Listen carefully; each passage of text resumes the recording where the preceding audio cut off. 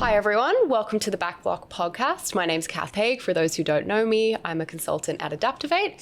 Today we are joined by our Managing Director and partner of the Sydney office, Dave Gumley, to talk a little bit about how organizations are thinking about AI, in particular around building capability within those teams. So thank you, Dave, for joining us. Thanks, Kath, for having me.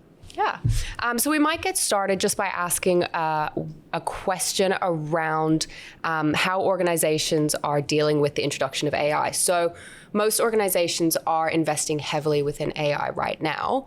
Why do you believe some are still not seeing meaningful impact? Yeah, it's a great question, and something we're discussing with our clients almost on a daily basis. And I think the reason that we're not seeing the impact that most businesses and people are sort of expecting is a lot of organizations are treating AI as a bolt-on. So what they're doing typically is layering it onto existing processes, existing workflows, existing ways of working, and expecting a different result. What AI doesn't do, it doesn't optimize the system. It actually changes it completely. And I think instead of asking where can we use AI, organizations should be thinking, the better question for them should be, what would this look like, if AI was native from day one? So sort of almost like rethinking the challenge. And I think until businesses are willing to sort of rethink that, how work actually gets done, then we're going to keep going around in this sort of cycle and this sort of circle, and maybe seeing some incremental gains, but certainly not at a scalable effort, which most organisations are looking for. Yeah, absolutely. With that then, you've said before that, and you've kind of alluded to this as well, that AI is not just a technology problem, it's a people problem. What do you mean by that? So the constraint isn't the technology.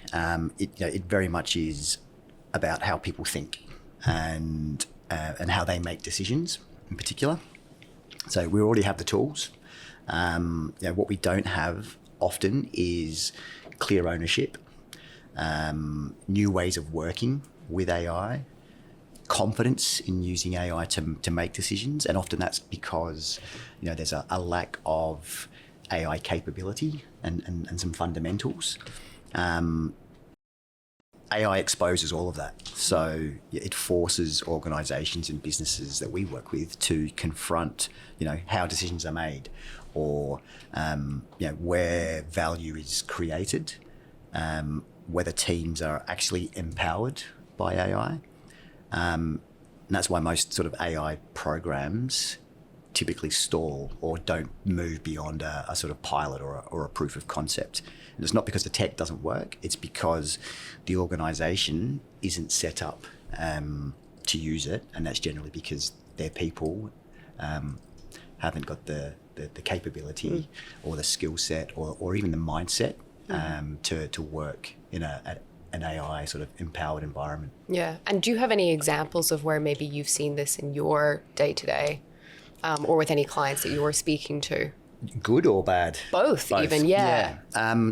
So, I mean, very few and far between are we seeing organisations who have got it right, where they are investing first in capability and their people. Everyone sort of goes straight to the technology, straight to the tool, and think of it as a tool problem or a tool challenge. And we'll spin up a whole bunch of pilots or initiatives driven by AI. So we've seen over the last year or two AI steering committees spun up in a lot of businesses, and they will get together, smart people get together and come up with 10, 20 use cases where they think AI can help solve whatever it is they're trying to do. Then they'll go and build it. They'll go and create the agent and build the agent and the bot and what have you to go and tackle whatever the problem is. and it might work. You might see some as I said earlier, some incremental gains or some shifts in productivity or accelerate the process or whatever it is they're trying to do.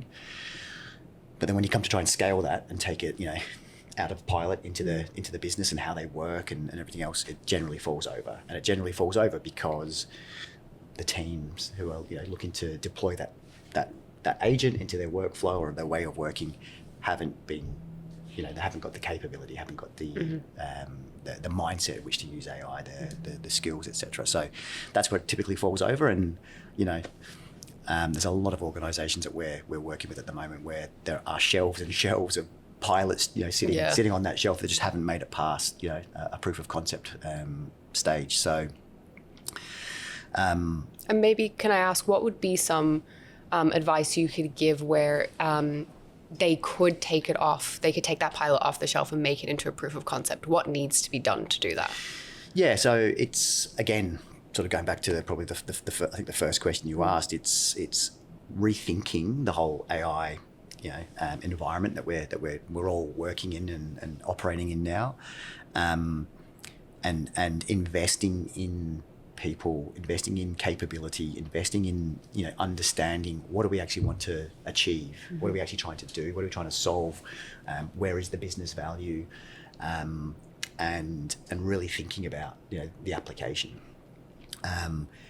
Then you can start thinking about, okay, well, here are some of the use cases that we'd like to test and like to say, okay, well, we think we can get some efficiencies or some productivity dividends from using some AI in these core workflows, knowing that our team and our people are set up for success to then go and deploy it into their day-to-day work. Mm-hmm. Yeah. Okay, great. And then when you're talking about what good looks like when it comes to building AI capability inside an organization, what does that actually look like? Like how should we be going in and building that capability within the team so that they feel confident in understanding what their business case is and then how to translate that into an AI solution? And then once it's been translated, actually have it work within their processes. Yeah, a really good question, Kath. And every organisation, is different, and I think that's also where we've found some challenges or issues in being able to scale a lot of really strong AI use cases, because organisations are taking a bit of a cookie cutter approach to AI, and that's we will roll out Copilot licenses or Claude to everyone in the business, and off you go. And what happens is individuals are creating their own productivity sort of efficiencies and dividends on a personal level, writing better emails or being able to summarize a report or whatever it might be, but not actually getting any real real scalable enterprise value out of using AI. And from a capability perspective, what we do and what we sort of advise our clients is to really think about the business, think about what the business wants to be, what it wants to look like with AI, and then working back from that, how do your people need to be set up for success to be able to work in that environment and work with tools that are going to drive whatever it is that they're looking to do. So it's a lot of mindset shifting as well. Yeah, it's a lot of mindset shifting and sort of cultural shifts that we're finding. As an example, there's a financial services sort of fintech platform that we're talking to at the moment, who essentially want to not reinvent their business, but they are being challenged by AI from their competitors and from the world generally, and they've had a go at trying to put out spot fires, if you like, using AI. But there was a bit of an aha moment maybe sort of 2-3 months ago where they actually realised we actually just need to think about our business completely differently in the world of AI. And it's not about trying to plug holes and sort of sticky tape bits and pieces using AI. It's actually about reinventing and rethinking what we want to be as an organisation in the world of AI, and what does that look like, and how do we set our business and our team and our people up for success for that. So it's thinking about what does our what does our operating model need to look like? How do Yeah. how do we redesign our operating model in an AI world? How do we think about our, how our business is structured, the team, the team structure that we have for that? What are some of the big, I guess, projects or targets or sort of big buckets of work that we know we need to get done in the next sort of 2-3 horizons? And then do we have the capability currently to be able to do it in that world? And where are those gaps? And that's where the investment from an AI capability perspective sort of needs to come in. Yeah. So everything from sort of foundational, sort of 101 AI, like what is AI and what have you, right through to sort of more sort of AI maturity, higher maturity levels around around prompting and prompt engineering and all that sort of stuff, and everything in between. Once you know what your sort of goal and vision from an organisational perspective looks like, you can actually work backwards and really build a curriculum or a capability piece that fits the mould. Yeah, so it sounds like there's almost this recognition and then acceptance that your people, your process, and your existing tools may or are going to change with the introduction of any sort of AI, and then understanding that maybe we need to start off with a goal. Where do we actually want to get to? Correct. What potentially is going to change or be impacted, and then actually start off with educating, uplifting, empowering your people. Correct. So what do we want to be? What does our organisation need to look like, etc.? Why do we want our business to look like that? Like, what's that going to mean from a change in revenue perspective, or from a size, or from a our competitive advantage, or whatever it might be. So the why piece, and then you come to the how. How do we get there? And that's when the whole capability component sort of comes into the AI conversation. Yeah. All right, cool. And I want to ask a question around something that we actually did at ADAPTOVATE last week. Recently, for the viewers at home, we ran a company-wide AI hackathon with all of our consultants at ADAPTOVATE. We had people join online in the room, and we spent half a day running this AI hackathon. And I wanted you to explain what that day looked like and potentially what came out of that day as well.